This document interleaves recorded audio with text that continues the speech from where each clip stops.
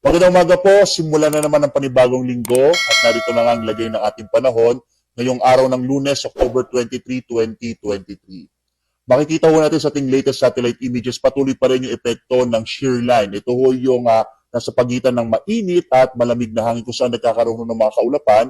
At ito magdadala ng maulap na kalangitan na may mga pag-ulan partikular na nga ho sa malaking bahagi ng Southern Luzon, Central Luzon, kasama din dyan yung Kamaynilaan. Samantala, ang northeast monsoon o ito ho yung tinatawag nating hanging amihan ang siya nakakaapektuhan sa Northern Luzon at ito magdadala ho ng mga mahihinang pag-ulan, posible sa may area Cagayan Valley habang mga isolated light rains o pulupulong mahihinang pag-ulan ang mararanasan sa Ilocos Region. Mga localized thunderstorms naman ang mararanasan partikular na dito sa may Mimaropa, sa Visayas at sa Mindanao. Sa ngayon ho, basta yung pinakuling datos, wala pa tayong binabantayan o namamataan na anumang low pressure area o posibleng maging bagyo at least for this week. Posible ho hanggang sa pagtatapos ng linggong ito, medyo maliit pa yung tsansa na magkaroon tayo ng bagyo. Bagamat kung may pagbabago ho, magbibigay agad ng update ang pag-asa. So itong malaking bahagi ng Visayas at Mindanao, generally, fair weather ho ang maranasan. Pero posible pa rin yung mga isolated rain showers and thunderstorms, kaya mainam, may dala pa rin tayong pananggalang sa ulan sa hapon hanggang sa gabi sa bahagi ito ng ating bansa. Dumako ho tayo sa Luzon, makikita ho natin malaki yung tsansa ng pag-ulan ngayon dito sa may bahagi ng Bicol Region, kasama itong area ng Calabarzon at Central Luzon at yung bahagi ng Kamaynilaan. Kaya posible medyo maulap pa rin yung kalangitan sa araw na ito, habang posible din yung mga pag-ulan sa may bahagi ho ng Isabela, kasama din itong Nueva Vizcaya at bahagi ng Quirino. Samantala, may posibilidad naman na may hinang mga pag-ulan ang maranasan sa nalabing bahagi ng Cagayan Valley Region, habang mga isolated o pulupulong mahihinang pag-ulan na mararanasan natin dito sa may bahagi ng Ilocos Region at sa nalalabing bahagi ho ng Luzon, itong Mimaropa, mga isolated rain showers and thunderstorms ang mararanasan.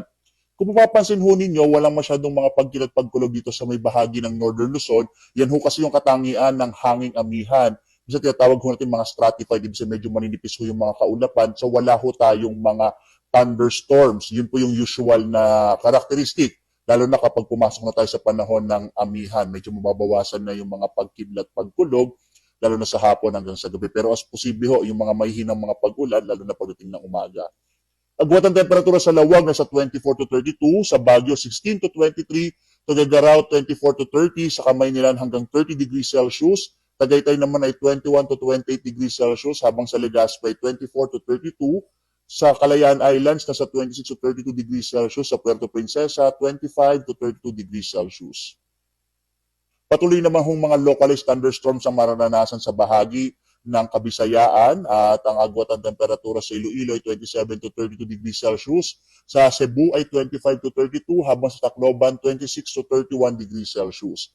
Malaking bahagi din ho ng Mindanao ay posibleng makaranas ng mga isolated o pulupulong pag-ulan na may kasamang pagkilat pagkulog, dulot rin ho yan ng mga localized thunderstorms.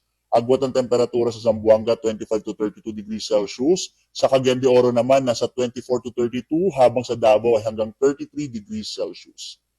Wala pa rin ho tayong nakataas na gale warning at inaasahan pa rin natin yung medyo banayad hanggang sa katamtaman na pag-alon ng karagatan, partikular na sa malaking bahagi ng ating bansa. Pero ho dito sa may bahagi ng Hilagang Luzon, posible ho na biglang maging maalon yung karagatan. Kaya iba yung pag-iingat to, epekto ho ng hanging amihan, posibleng lumakas yung mga pag-alon ng karagatan dito sa may bahagi ho ng Ilocos Region at Cagayan Valley Region.